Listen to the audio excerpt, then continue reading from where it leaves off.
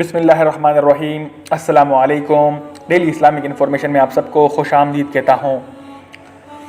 صحیح بخاری کی حدیث ہے، والیوم 3 بک نمبر 34، حدیث نمبر 2061 2061۔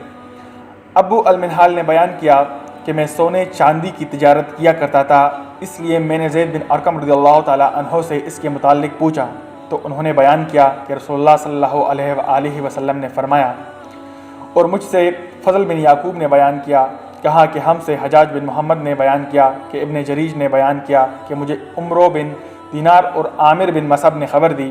ان دونوں حضرات نے ابو المنہال سے سنا، انہوں نے بیان کیا کہ میں نے برا بن عازب اور زید بن ارقم رضی اللہ تعالیٰ عنہ سے سونے چاندی کی تجارت کے متعلق پوچھا تو ان دونوں بزرگوں نے فرمایا کہ ہم نبی کریم صلی اللہ علیہ وآلہ وسلم کے عہد میں تاجر تھے، اس لیے ہم نے آپ صلی اللہ علیہ وآلہ وسلم سے سونے چاندی کے متعلق پوچھا تھا۔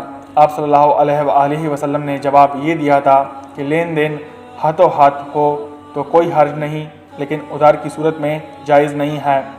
اور سورۃ الجمعہ میں اللہ تعالیٰ کا فرمان کہ جب نماز ہو جائے تو زمین میں پھیل جاؤ اور اللہ کا فضل تلاش کرو۔ شکریہ سننے کا۔